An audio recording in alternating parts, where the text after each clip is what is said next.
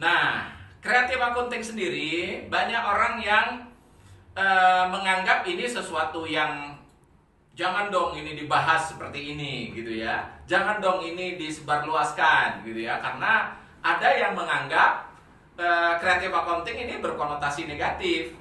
Tapi jangan begitu dulu ya. Nih saya ceritakan. Kalau kita cerita tentang akuntansi ini tujuan utama akuntansi ini kan transparansi, ya, transparansi. Inilah tujuan utama dari akuntansi.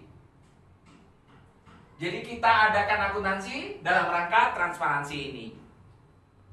Dan yang kedua, ini yang pertama ya, yang kedua adalah untuk akuntabilitas.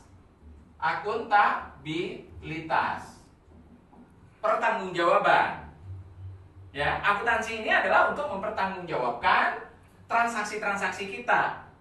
Nah, akuntabilitas ini salah satunya adalah kita pertanggungjawabkan ke hadapan Direktorat Jenderal Pajak tentunya. Ya, melalui mungkin yang lebih kita kenal dengan SPT nanti. Karena produk dari akuntansi ini laporan keuangan jadi lampiran SPT. Nah, sekarang tentang kreatif. Ya. Ini kan tentang akuntansinya nih, saya bahas sedikit nih. Kreatif.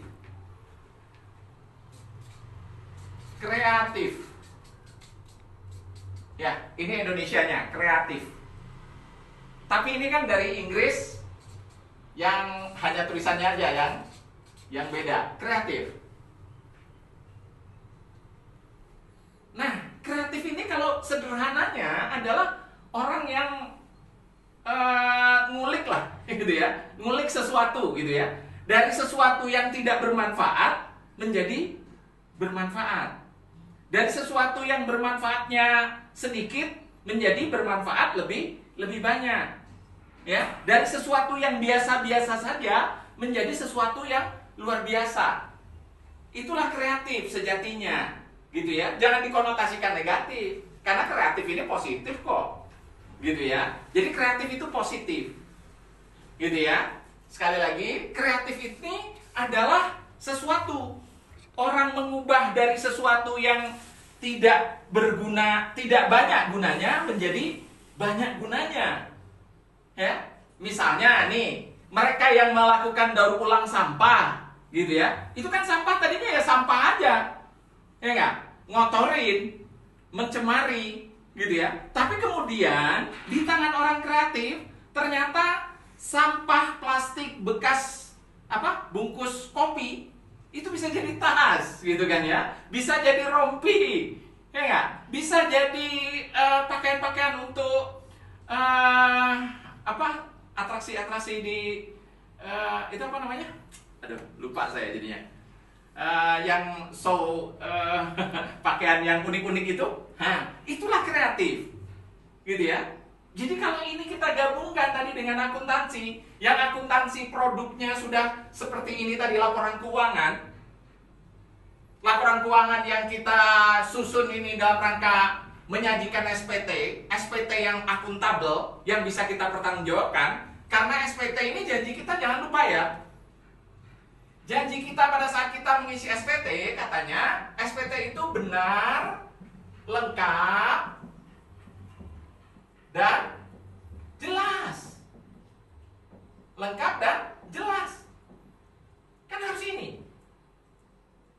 Mungkin saja tadinya kita nyusun laporan keuangannya agak sedikit tidak begitu jelas lah ya. Nah, sekarang diperjelas, gitu ya.